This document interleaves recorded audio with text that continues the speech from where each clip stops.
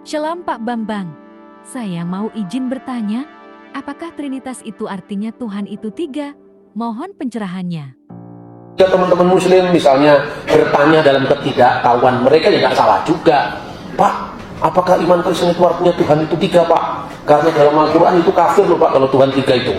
Nah, lebih baik gitu dari awal kan, daripada Anda tidak tahu bagaimana teman muslim punya pemahaman. Kan lebih baik dibuka di awal, memang kita berbeda. Laqad kafara alladziina qalu innallaha salisu salasa. Sungguh telah kafir orang yang mengatakan Allah itu adalah ketiga dari yang tiga.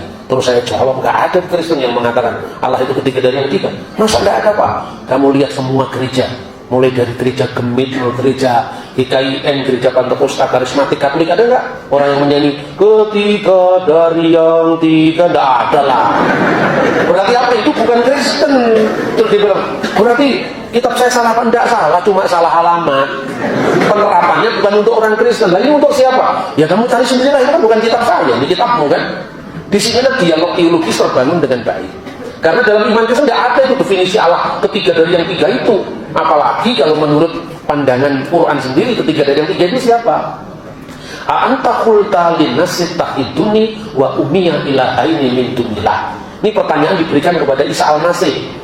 Apakah kamu berkata pada samamu manusia, jadikanlah saya Isa wa ummiya Maryam, ibuku Maryam, ilahaini min dunillah, menjadi dua ilah di samping Allah.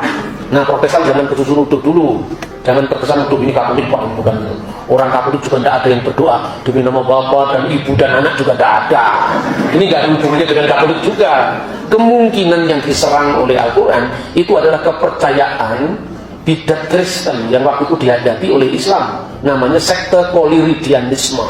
Dan ini bukan ajaran gereja manapun juga bukan Katolik. Sekalipun orang Protestan tidak setuju dengan Mariologi gereja Katolik, silahkan. Tetapi harus kita tahu, namanya juga rumah Katolik tidak pernah sampai ke Mekah, namanya Roma. Nah, inilah antara pembelajaran sejarah, dialog lintas iman atau ilmu agama-agama harus seiring supaya kita tidak salah paham. Kalau tidak salah paham, pahamnya kemudian salah. Yang sering terjadi seperti itu, Bapak Ibu.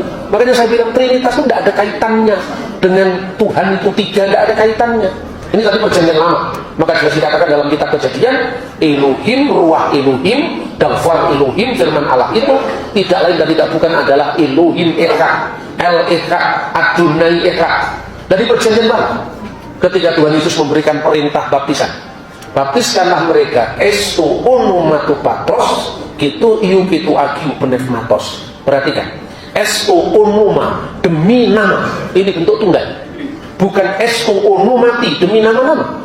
Berarti satu nama itu adalah Bapa, Putra, Roh Kudus. Itu satu hakikat. Berdasarkan kebenaran firman Tuhan dan refleksi rasuli ini, maka gereja di kemudian hari merumuskan Tritunggal itu una substansia tres persona. Satu substansi di dalam tiga persona. Hubungannya apa? Diskresi non separati, distingsi non divisi, berbeda-beda tetapi tidak terpisah, beragam namun tak terbagi. Ini jelas sekali kalau orang itu nggak ada di Alkitab, Pak. Ya, ilmu tauhid judulnya juga tidak ada di Al-Quran, sama-sama tidak adanya. Namanya teologi itu kan refleksi terhadap iman. Iman mendahului perumusan. Oke Pak Bambang, penjelasan Anda sangat mencerahkan dan menguatkan iman kami. Terima kasih, Tuhan Yesus memberkati.